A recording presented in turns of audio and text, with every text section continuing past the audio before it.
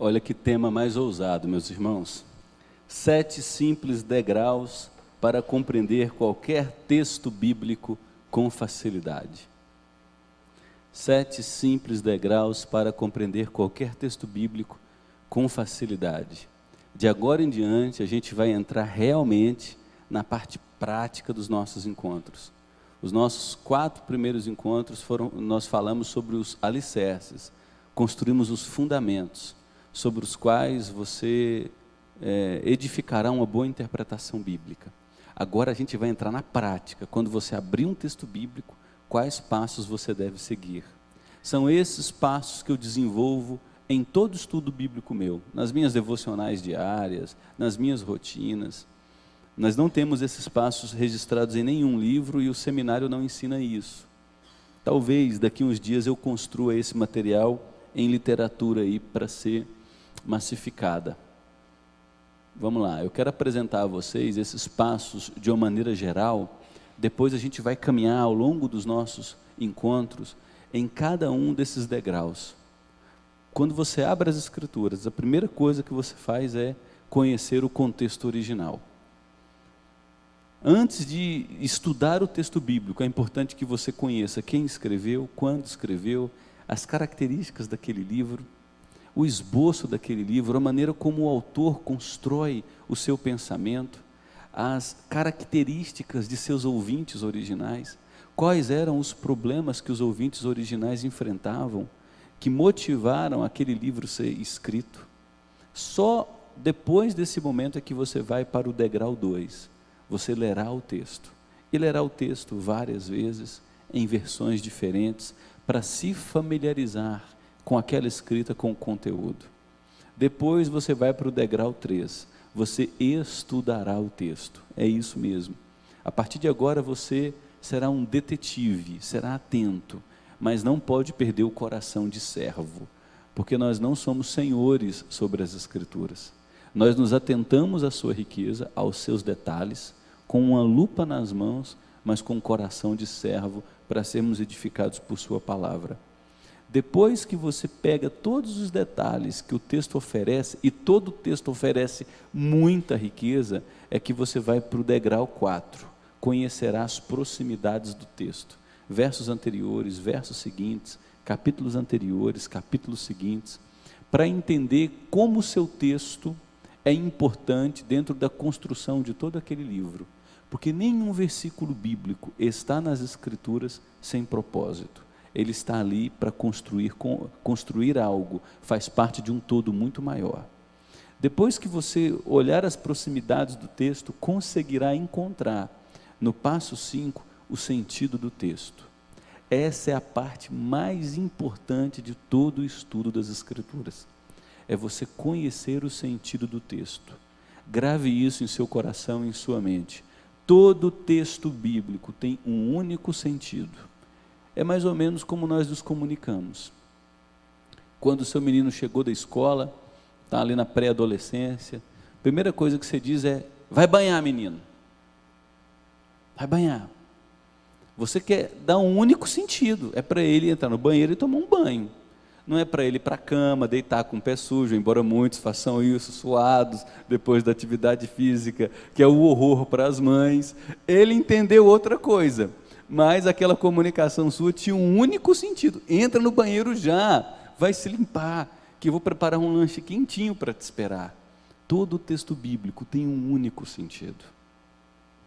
E depois você conseguirá, baseado nesse único sentido, e depois de ter conhecido o contexto geral no passo 1, você conseguirá fazer a aplicação para os ouvintes originais.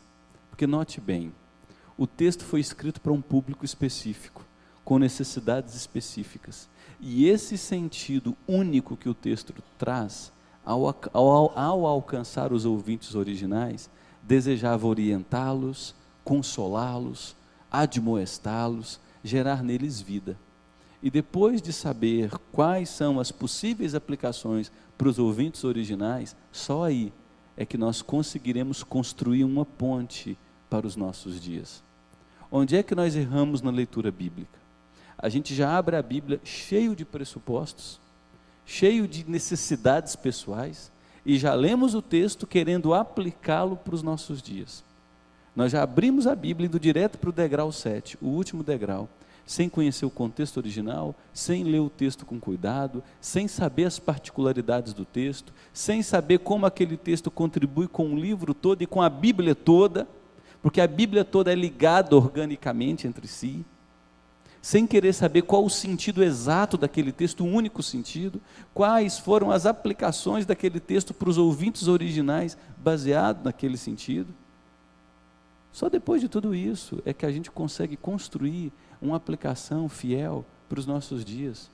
Olha o que nós fizemos em 1 Coríntios hoje, verso 26 a 31. Nós vimos que antes, Paulo escreve para uma igreja dividida, e ele agora olha para essa igreja e diz: olhe para vocês, não tem gente de nobre nascimento, não tem muitos políticos de envergadura, não tem muitas pessoas aclamadas socialmente. O que Paulo quer dizer para a igreja? Note para vocês, note vocês. Vocês foram chamados por Deus como gente simples, gente humilde. E somado a isso, vocês só foram salvos pela graça de Deus, não há mérito em vocês. Então não há espaço para vaidade, para soberba. Se você tem que se gloriar em alguém, glorie-se em Deus. Então Paulo está trazendo um antídoto para a vaidade, para a soberba e para as divisões humanas. Nós primeiro conhecemos o contexto original, lemos o texto. Eu só li uma vez para vocês, mas em casa eu li aquele texto várias vezes, estudei as particularidades do texto, depois eu vi as proximidades do texto. Paulo escreve 1 Coríntios 1, verso 26 a 31, depois de 1 Coríntios 1, verso 18 a 25, onde ele fala dos vários partidos internos na igreja. Então aquele texto era uma conclusão do assunto anterior. Qual é o sentido do texto? Paulo escreve aquele texto para mostrar que só há um jeito de lidar com as divisões na igreja, é nos lembrarmos quem nós somos em Cristo Jesus.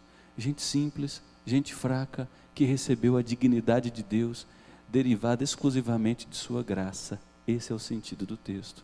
Quais foram as aplicações para os ouvintes originais? Quando os coríntios, não os corintianos, tá? Quando os coríntios receberam aquele texto, eles deveriam dizer o seguinte: poxa, temos que parar com essas briguinhas aqui. Temos que voltar a servir uns aos outros. Temos que entender que realmente nós não temos muita envergadura social, e ainda que tivéssemos, nossa salvação é derivada só da graça de Deus. Temos que nos lembrar de Jesus, que sendo Deus se humilhou e nos serviu, que o caminho da glória primeiro passa pelo caminho do serviço. E como que a gente aplica esse texto para os nossos dias? Da mesma maneira, nossas divisões, nossos embates internos, nossos joguetes políticos, só são combatidos quando primeiro abraçamos a verdadeira carreira cristã, que é a humildade, o serviço ao outro. Compreendemos que essa foi a estrada pavimentada por Deus para todos nós, indistintamente. Note que a gente aplicou o texto, respeitando o sentido original do texto, depois de construir toda uma jornada. Então, se você seguir, e eu quero que você grife essa palavra, disciplinadamente esses degraus, você conseguirá compreender as Escrituras com facilidade. Se você seguir esses degraus sem queimar etapas, você vai conseguir compreender facilmente as Escrituras. Por que eu digo sem queimar etapas? Porque tem muita gente teimosa, que antes de conhecer o contexto geral, já leu o texto. E já leu o texto maculado por seus vários pressupostos, sua visão de mundo, seus paradigmas, seus pensamentos, suas necessidades. Tem gente que não se preocupa em esmiuçar os detalhes do texto. Já abre uma Bíblia de estudo, aí ó, Nerimar, já abre uma Bíblia de estudo e vai ler o que outros comentaristas estão escrevendo. Só que os comentaristas que estão escrevendo, eles já fizeram todas as etapas. Ele agora está viciando a sua leitura com os pressupostos dele. Pastor, quando é que o senhor lê um comentário? Quando é que o senhor leria uma Bíblia de estudo? Talvez eu leria uma Bíblia de estudo só depois que eu encontrasse o sentido do texto, só depois do degrau 5. Ou talvez eu leria uma Bíblia de estudo ou um comentário depois do degrau 7, depois que eu concluísse tudo, para saber se eu estou certo. É normalmente isso que eu faço. Eu caminho nos 7 degraus, aí eu abro um comentário. Pô, olha, o Augusto Nicodemos concorda comigo, viu? Viu só? John MacArthur, John Piper concordam comigo, ó. Hernandes concorda comigo. Aí, quando você vê que o seu pensamento está muito distante desses caras, aí você tem que aplicar a humildade cristã, né? E dizer, peraí, vamos ver aqui onde tem erro meu, onde tem erro dos caras, né? De agora em diante, nós vamos caminhar só nisso. Vocês vão decorar isso. Vocês assimilarão esses degraus. Porque a gente vai trabalhar exaustivamente nesses degraus. Então vamos lá, passo a passo, caminhar nesses 7 simples degraus para compreender qualquer texto bíblico. Eu vou fazer só uma apresentação geral de cada um, o que a gente vai fazer em cada um, e a partir do próximo encontro, a gente vai entrar detalhadamente em cada um desses degraus, tá certo? O primeiro degrau é o contexto geral. Então, antes de abrir o texto bíblico, você vai se munir de ferramentas para conhecer o universo sob aquele livro. Quem escreveu, para quem escreveu, quais problemas aquelas pessoas enfrentavam quando aquele livro foi escrito. A história dos eventos é muito importante, viu? Você saber quem veio primeiro, o Collor ou o Lula, faz toda a diferença na história do Brasil. Então é muito importante, embora Collor e Lula não tem diferença nenhuma, né? Tudo lascou, gente. Tudo bem, é importante você saber a ordem dos eventos nas escrituras, é muito importante. Por exemplo, você lerá o livro de Ruth, o Antigo Testamento. O livro de Ruth foi escrito no período dos juízes. Para você compreender o livro de Ruth, você tem que saber como era o período dos juízes. O povo de Deus havia abandonado a Deus, se misturado com a religiosidade das nações ao redor. O culto havia se tornado algo sincrético. Várias práticas religiosas de várias nações foram postas num liquidificador, bateu e o povo de Deus tomava aquela vitamina mista, adorando vários deuses, fazendo vários sacrifícios. Pelo povo ter se distanciado de Deus, Deus levantava nações ímpias para oprimir o seu povo. Quando o povo se arrependia, Deus levantava um juiz, Sansão, Débora, Gideão. Eram homens que Deus levantava depois que seu povo se arrependia de um período de apostasia, e esses juízes libertavam o seu povo da opressão do inimigo. Bastava o seu povo ser libertado da opressão do inimigo, rapidamente ele se perdia. Deus levantava uma nação ímpia, julgava o povo se arrependia, Deus levantava um outro juiz. Era um período caótico, era um período de insegurança religiosa, insegurança política, administrativa. Era um período muito difícil. E o livro de Ruth é escrito dentro desse período. Só essa informação, que é o contexto geral, já vai te dar uma chave para você abrir a porta do livro de Ruth e entrar em seus cômodos a fim de interpretar com facilidade. É muito importante você conhecer o esboço do livro, como o autor constrói sua linha de raciocínio. Normalmente, antes de ler um livro, eu leio várias introduções, porque cada autor dá um detalhe diferente no esboço que o outro, a maneira como o autor construiu o seu pensamento. Quando eu chego para o livro, eu já sei que do capítulo 1 ao capítulo 3 ele fala isso, do capítulo 4 ao capítulo tanto ele fala isso, os argumentos dele são esses, e é importante também você conhecer as características teológicas daquele livro, sobre o que aquele determinado livro trata. O livro de Ruth nos fala da providência de Deus o tempo todo. Uma família sai de Belém, vai para Moabe, lá os homens morrem, fica uma viúva empobrecida, que volta com a sua nora, para recolher espigas, praticar a mendicância. A providência misteriosa de Deus levanta um resgatador de nome Boaz, que se casa com Ruth.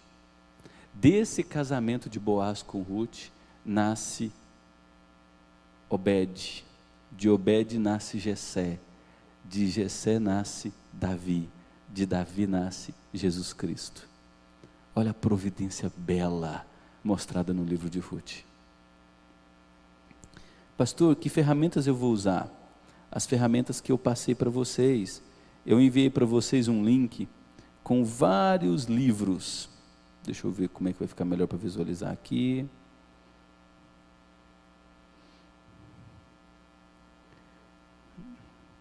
Não vai ficar tão perfeito? Vamos ver.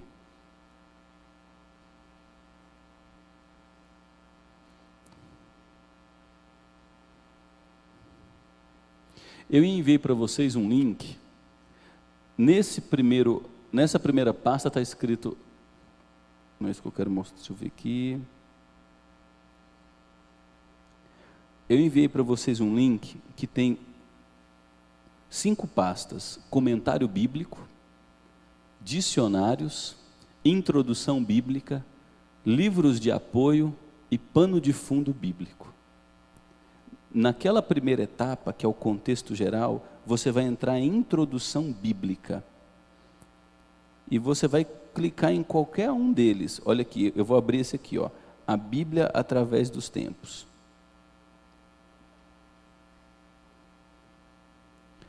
Você está vendo a Bíblia através dos tempos. Aí fala do autor, dedicatória, tal. Aí nós temos aqui o índice. Ó, ele vai falar de cada livro bíblico: Gênesis, Êxodo, Levítico, Número e Deuteronômio. A Bíblia toda. Aí, ó. Aqui nós temos o índice do Antigo Testamento, depois o índice do Novo Testamento. Olha Gênesis, que legal, ó. O tema do livro de Gênesis. Depois você tem o autor, Moisés.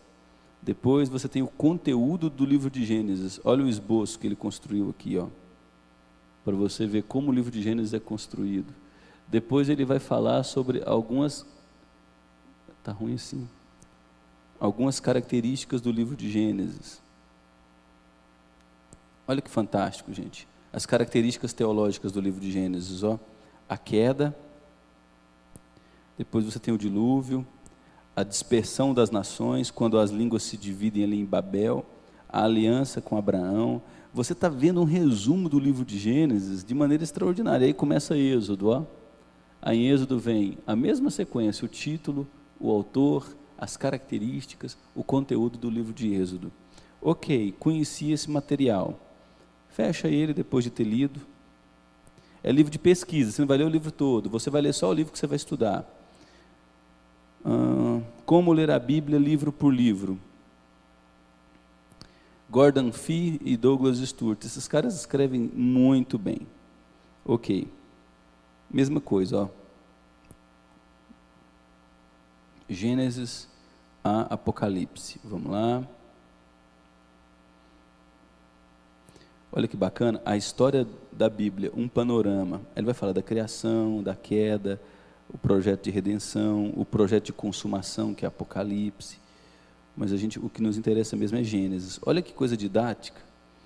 Informações básicas sobre Gênesis, bem resumido, o conteúdo, a abrangência histórica, quando Gênesis foi escrito, as ênfases de Gênesis, num parágrafo, a visão geral de Gênesis.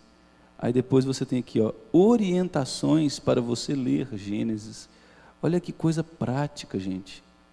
Ó, uma caminhada por Gênesis. Ele agora vai resumir para você o esboço de Gênesis. Você leu 2, 3 introduções, já terminou Gênesis, começou Êxodo. Aí segue a mesma sequência, ó, informações básicas. Leia os panos de fundo. Depois que você ler 2 ou 3 introduções, aí eu te sugiro fazer uma pesquisa na internet. Por que só depois disso? Porque na internet tem muito conteúdo ruim. Muito conteúdo ruim. Então, depois que você ler 2 ou 3 materiais sólidos, confiáveis, haverá condições de fazer um filtro ao navegar pelas páginas da internet.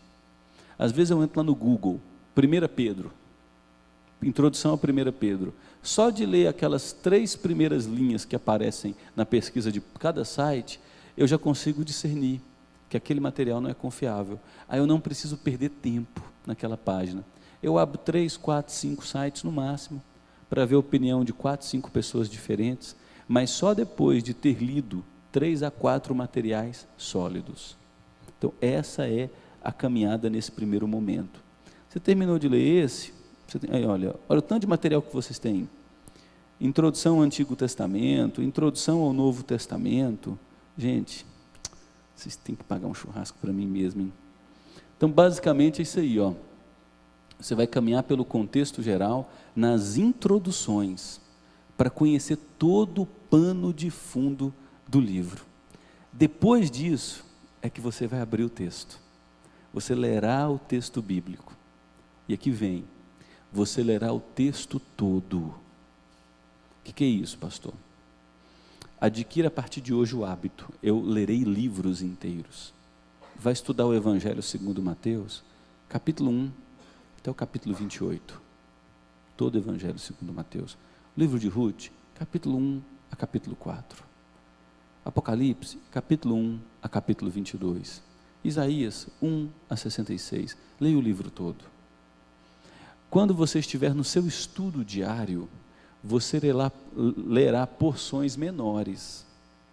Essas porções menores, a gente chama de, eu vou dar um nome feio aqui agora para vocês, mas é que eu não conheço um outro nome. No seu dia a dia você lerá perícopes. O que são perícopes? São porções daquele livro que tem início, meio e fim. Tem linhas de raciocínio com início, com meio e com fim. Quando você lê a tentação de Jesus, por exemplo, você não pode ler que Jesus ficou 40 dias no deserto e depois foi tentado pelo diabo. Se você parar aí, você vai perder a leitura da primeira tentação, da segunda, da terceira e da vitória de Jesus em nosso lugar sobre as tentações. Então, a tentação forma um bloco com início, meio e fim. O diabo chega para tentá-lo, depois de 40 dias de jejum, ele está enfraquecido, fragilizado. As tentações são terríveis, envolve cobiça, envolve poder, envolve suprir necessidades emergenciais, envolve o uso indevido das escrituras, e Jesus vence cada uma para ser o nosso fiel representante e oferecer um sacrifício perfeito em nosso lugar. Então você lerá o texto bíblico. Pastor, ok, eu estou lendo a tentação. Quantas vezes eu devo ler? Eu sugiro que você leia 2 vezes. Porque a primeira leitura será uma leitura de descoberta. Você começará a se familiarizar com o texto. Porque a Bíblia está distante da gente. Muitos anos. Então você lê uma vez. Uma leitura sem pause, tá? Sem pausa. Leia todinha aquela perícope, a leitura da tentação de Jesus. Depois você lê segunda vez, pausadamente, vagarosamente, observando a trama, os detalhes, a construção. Depois, pegue 2 versões diferentes. Eu leio a Bíblia na versão João Ferreira de Almeida, revista e atualizada. Eu gosto de ler a Bíblia nessa versão. Mas quando eu leio 2 vezes, eu abro a NVI e leio. Eu abro a Mensagem de Eugene Peterson, que é uma leitura deliciosa. A Bíblia a Mensagem é aquela Bíblia que você vai comprar ela, levar para suas férias e todo dia depois do almoço deitar numa rede e ler gostoso. Que simplicidade na escrita. É uma Bíblia gostosa demais de ler, uma tradução muito simples. Eu leio a Mensagem e depois eu leio a Nova Tradução Transformadora, que é uma versão recente, deve ter 2 para 3 anos, a Nova Tradução Transformadora. Quando você lê versões diferentes, algumas palavras difíceis se tornam mais simples. Eles usam sinônimos, porque às vezes a nossa dificuldade não está com a Bíblia. A nossa dificuldade está em nossa base educacional, que é muito ruim. A gente, por exemplo, não sabe o significado de concupiscência. A gente não sabe o significado de fariseu. Então, muitas vezes você precisa ler a Bíblia com um dicionário de português do lado. Porque a nossa dificuldade não é com a Bíblia, é com o português mesmo. Então, quando você lê outras versões, com um dicionário ainda do seu lado, um dicionário de português, facilita demais. leia pelo menos umas 3 a 4 vezes. Estudo do texto. Aqui, gente, na minha opinião, é uma das partes mais importantes. Você não pode ter pressa. Você vai anotar, é papel mesmo e caneta, ou se você domina tecnologia, digitar tudo. As palavras que se repetem. Porque o autor bíblico quer dar ênfase, usando palavras que se repetem. E as palavras que se repetem vão te apontar o sentido daquele texto. É muito importante você conhecer os verbos, o que se passou, o que está acontecendo e as promessas, aquilo que ainda acontecerá.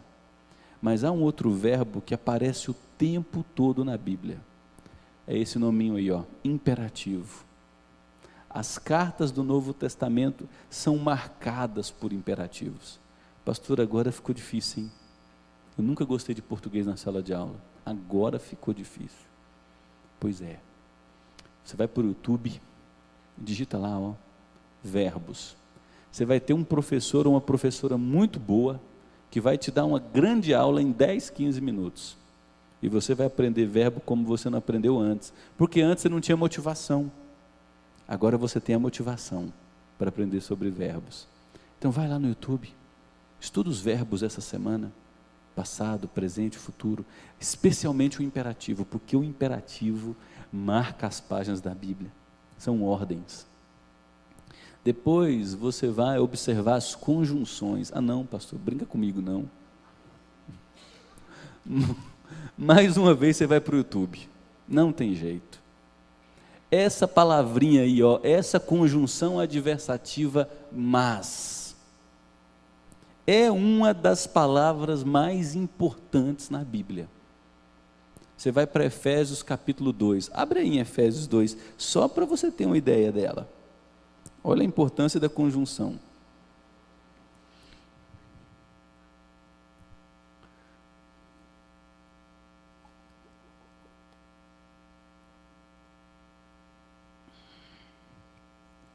Efésios 2. Veja que Paulo vai descrever o nosso estado antes da salvação. Ele vos deu vida, estando vós. E olha o que Paulo vai descrever em Efésios 2.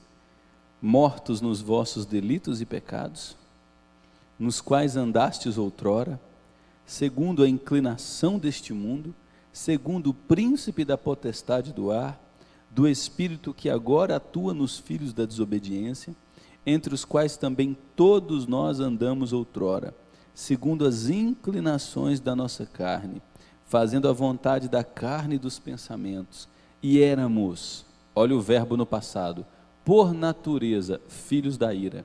O que Paulo está dizendo aqui? Que todos nós estávamos literalmente lascados. Éramos escravizados ao diabo, o príncipe da potestade do ar, o espírito que agora, no presente, atua sobre os filhos da desobediência. Éramos escravizados aos valores deste mundo, nós salivávamos pelos valores deste mundo.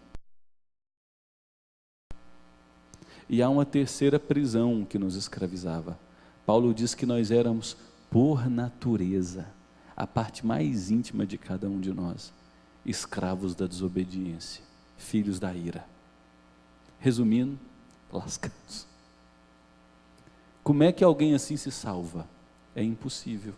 E aí Paulo usará a conjunção adversativa no verso 4. Mas Deus. Quando aparecer a palavrinha mas, toda a orientação do texto muda. Antes só falou de coisa ruim. Agora, mas Deus, sendo rico em misericórdia, por causa do grande amor com que nos amou, e estando nós mortos em nossos delitos e pecados, nos deu vida juntamente com Cristo, pela graça sois salvos.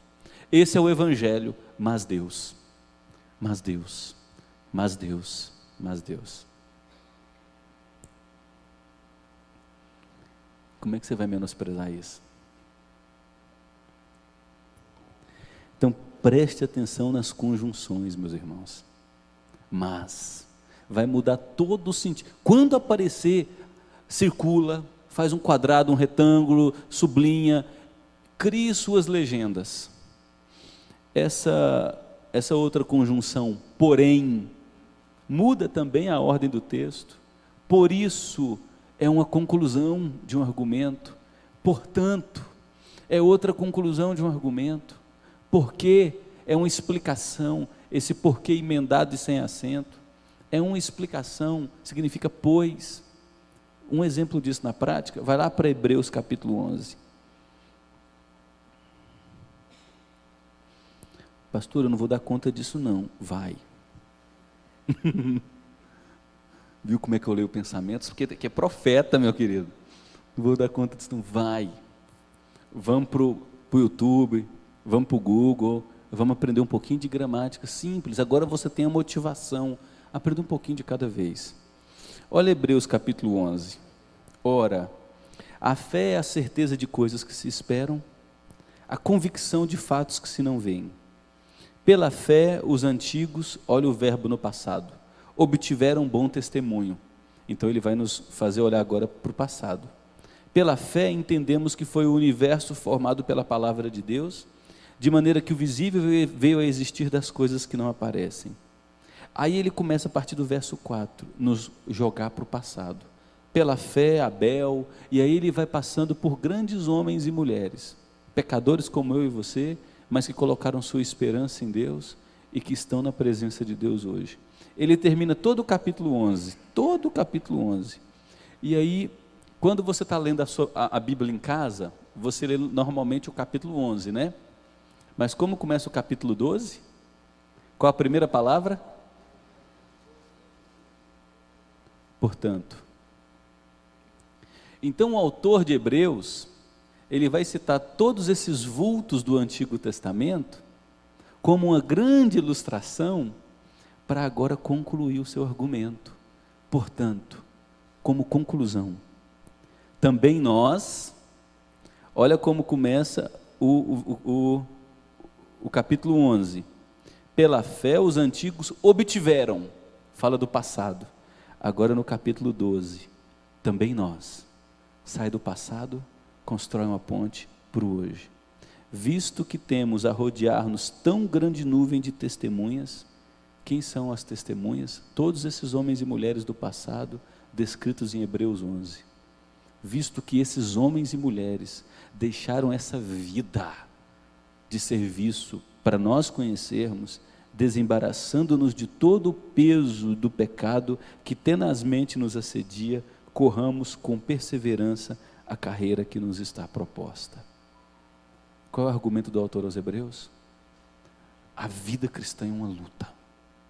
É uma jornada onde você será tentado, onde você vai cair, onde você vai querer ficar prostrado, onde você vai querer desistir, mas olhe para homens e mulheres que enfrentaram circunstâncias muito mais difíceis que as suas. E no capítulo 11 ele vai dizer de homem que foi cerrado ao meio, de mulher que foi separada dos seus filhos, ele vai dizer de homem que passou fome, mas esses homens enfrentaram o que enfrentaram e perseveraram porque eles olhavam para o autor e consumador de sua fé.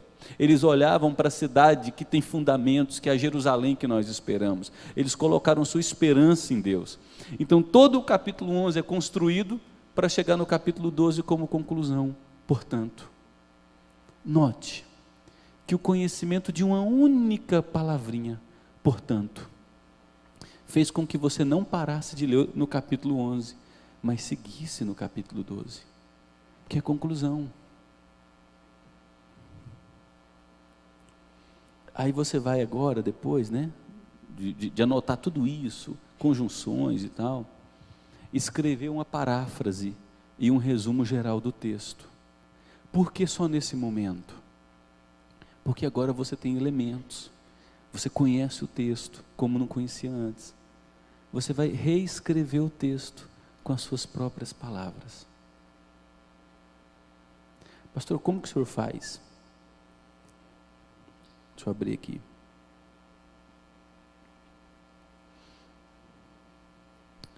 Primeira Coríntios 1, verso 26.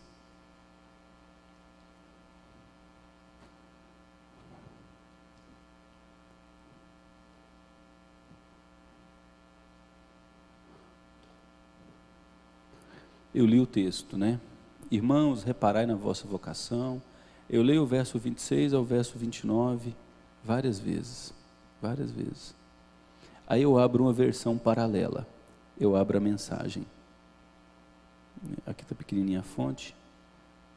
Depois que eu leio a mensagem, eu leio normalmente a nova tradução na linguagem de hoje.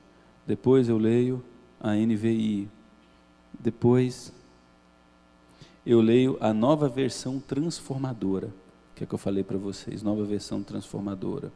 Depois eu me arrisco na Reina Valera, que é uma versão em espanhol, que é muito parecida com a João Ferreira de Almeida, Revista e Atualizada. E quando eu quero dar uma de nerd, eu vou para o grego, mas isso aqui é só de vez em quando, tá? Só de vez em quando, viu?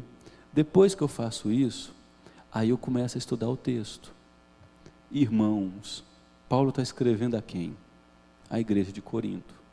Nesse momento ele chama essa igreja com expressão muito amorosa, porque uma coisa é eu chegar no Kleber e chamar a atenção dele de um jeito duro, outra coisa é eu, Kleber, vem aqui, tenho um carinho tão grande por você, vamos conversar nós dois? É diferente, né? É o que Paulo faz. Irmãos, reparai na vossa vocação. Vocação é chamado, é gente que foi trazida das trevas para a luz. Eu começo a estudar as expressões, visto que não foram chamados muitos sábios segundo a carne, e aí eu vou lendo o texto, lendo outras versões, vou anotando, vou escrevendo, e depois que eu chego nesse ponto que eu disse para vocês, de reescrever o texto, eu coloco lá, versículo 26, esse é o meu estudo, tá?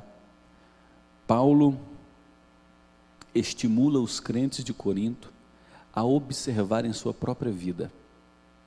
No geral, são pessoas simples, sem grandes títulos, sem honrarias humanas, sem assento em palácios.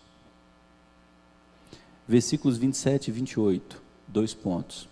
Nesses versos, Paulo explica de maneira clara que a igreja é composta, no geral, por pessoas simples, serventes, donas de casa, pedreiros, autônomos, professores, pequenos empresários, salvo um aqui ou outro ali, grandes homens de grande envergadura, mas no geral gente simples do dia a dia, que rala o dia inteiro para viver, gente simples. Depois, no versículo 29, Paulo escreve que Deus escolheu essa metodologia para envergonhar o mundo e dar dignidade ao seu povo. Eu estou reescrevendo o texto com as minhas palavras e fazendo um resumo do texto. Nos versículos 30 a 31, Paulo conclui o capítulo 1, dizendo que Deus escolheu assim as coisas simples para envergonhar as sábias, para mostrar que a glória toda pertence só a Deus e nunca aos homens. Mas eu só pude fazer isso aqui agora, isso que a gente está chamando aqui de paráfrase, que é reescrever o texto. Eu só pude fazer esse resumo depois que eu caminhei nesses 3 degraus e vi as palavras que se repetem, estudei os verbos, fiquei atento às conjunções. Só depois é que eu escrevo essa paráfrase e eu faço um resumo geral do texto. Porque quando eu faço isso, eu recebo informações para responder agora as perguntas básicas. Quem escreveu o texto? Quem são os personagens que aparecem no texto? O que está acontecendo no texto? Quais são os problemas tratados? Onde esses acontecimentos ocorrem? Como a solução é trazida nesse texto? Eu só consigo responder essas perguntas depois que eu caminhei esses degraus e no estudo do texto eu passei pelo ponto 1, 2, 3 e 4. Agora eu quero dar uma ótima notícia. Quando você se esforça para adquirir essas ferramentas, quando você termina aquele ponto 5 lá, responda as perguntas básicas, você já construiu o esqueleto do texto.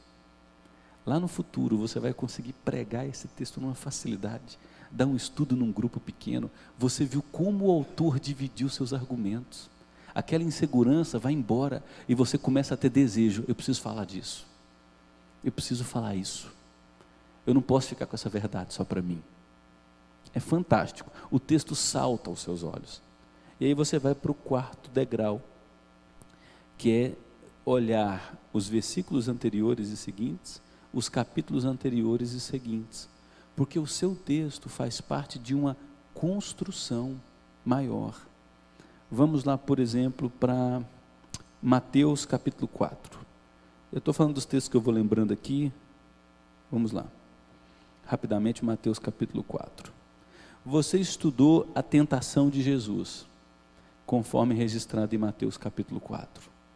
Quando você vai para o degrau 4 e vai ver os versículos anteriores, a tentação de Jesus vem depois de que momento? De ser batizado, de seu batismo.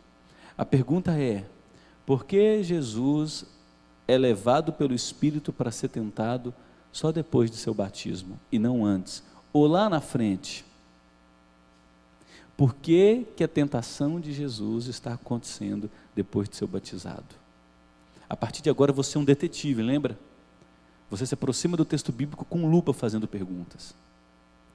No batismo de Jesus, ele escuta a voz do Pai: este é meu filho amado, eu pus sobre ele o meu espírito, ouçam-no. Jesus é ungido pelo Pai, e agora esse que é ungido pelo Pai, vai experimentar tentações terríveis em nosso lugar, para saber se ele vencerá, para ser o nosso fiel substituto. Que maravilha isso! Você consegue ver a Bíblia sendo costurada, tudo tem sentido.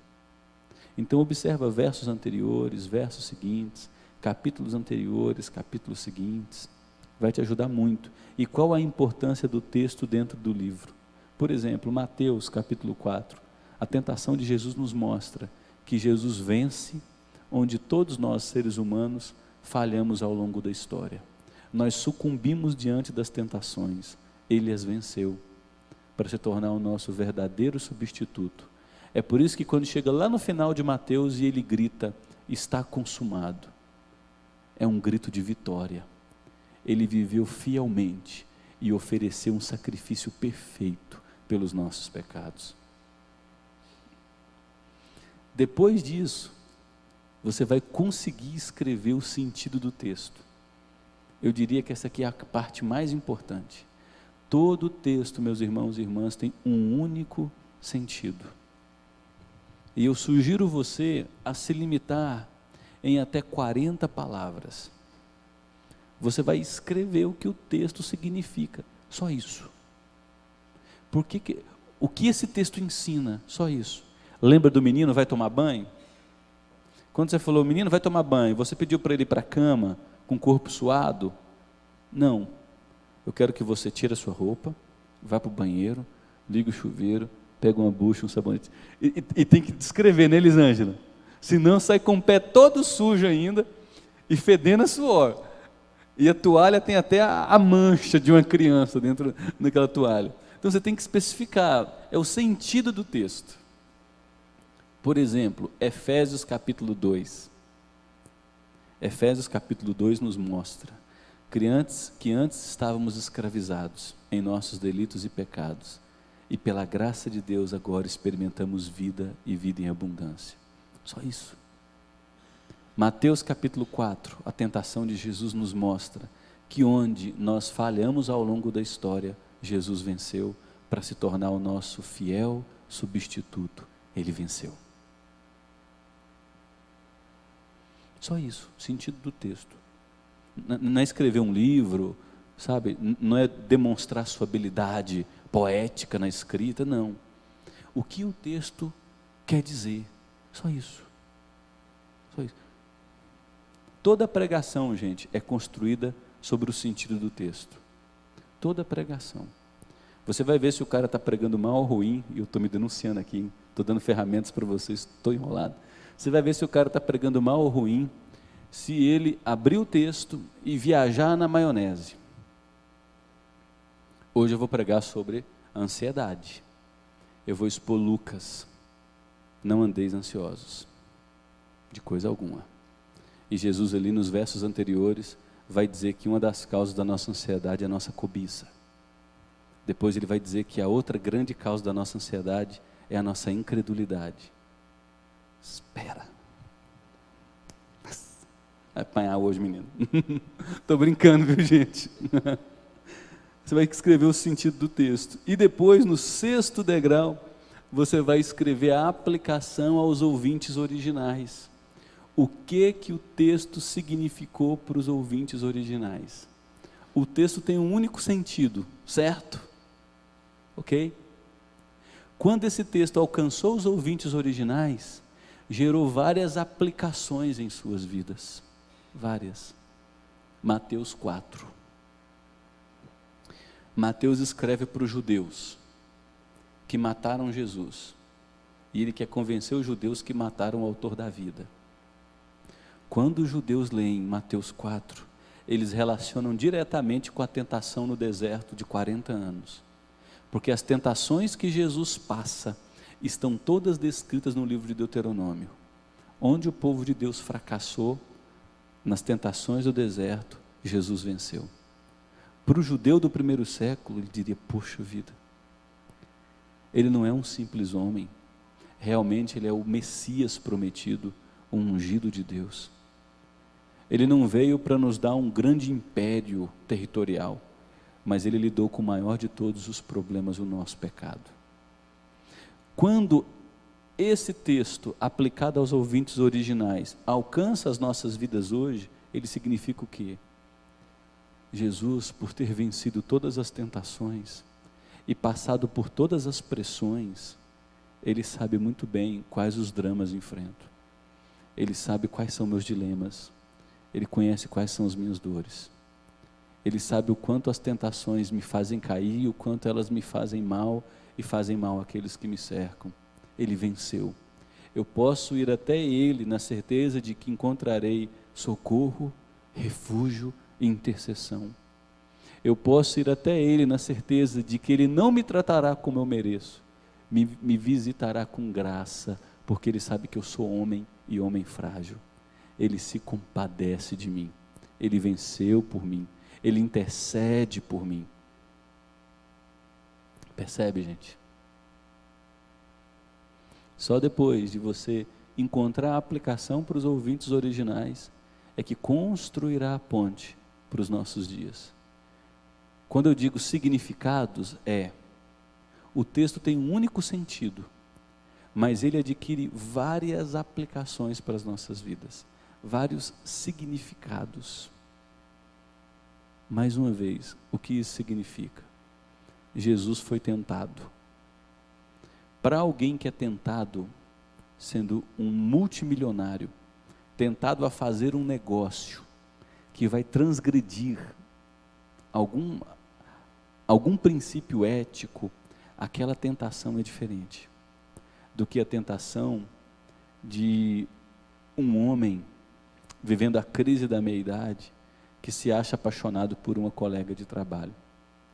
Do que é diferente a tentação da mãe que acabou de enterrar o filho. Então o texto tem um único sentido, mas para aquele homem que é um grande empresário, adquire um significado. Eu não posso ceder a essa tentação do lucro fácil e maior em detrimento de ferir o meu rei. Eu preciso me agarrar a esse Jesus que enfrentou toda a tentação e permaneceu fiel até o fim. Para esse homem na crise da meia-idade, que se acha apaixonado pela colega no trabalho, ele diz, ai meu Deus, o meu Senhor enfrentou situações dificílimas, e as venceu. Eu preciso me agarrar à sua graça, ser sustentado por Ele, construir uma rede de comunicação bonita com a minha esposa, buscar amigos leais, porque eu posso enfrentar isso. Para a mãe que acabou de enterrar o filho e deseja colocar a mão em riste, acusar Deus, abandonar a fé, ela pode dizer, esse filho que foi tentado, sabe o que eu estou passando, não estou sozinha, ele recebeu o abandono, a traição, cusparadas, humilhação, açoites, pancadas, ele venceu todas as tentações, para não se render ao maligno e venceu.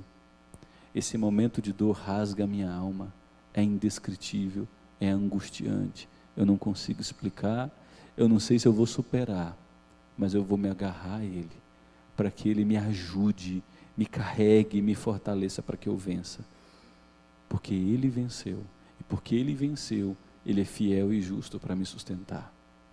Percebe? Um único sentido, agora vários significados. É lindo, gente, é lindo, isso é lindo, isso é lindo. Então, para concluir, a partir de hoje, você vai adquirir uma nova disposição para ler o texto bíblico. Escolha livros inteiros, leia-os do início ao fim, e respeite o tempo em que aquele livro foi escrito, respeite as necessidades dos ouvintes originais e suas características distintas. Desenvolva o hábito de anotar e refletir. Caderno em mãos, canetinha, ou um tablet, computador, anote e reflita sobre o que você anotou. Aproxime-se do texto, note isso, com a atenção de um detetive, mas o coração de um servo, porque nós não somos senhores sobre a palavra de Deus. Lembre-se que cada texto bíblico, possui um único sentido e vários significados, tanto para a vida dos leitores originais, quanto para a nossa. E por fim, leia a Bíblia todos os dias, construa a sua vida sobre a orientação de Jesus. Todo aquele que ouve estas palavras e as pratica, será comparado a um homem prudente que edificou a sua casa sobre a rocha. Caiu a chuva, transbordaram os rios, sopraram os ventos e deram com ímpeto contra aquela casa. Olha que bonito, ela não caiu, porque foi edificada sobre a rocha. Muito, muito, muito bacana isso.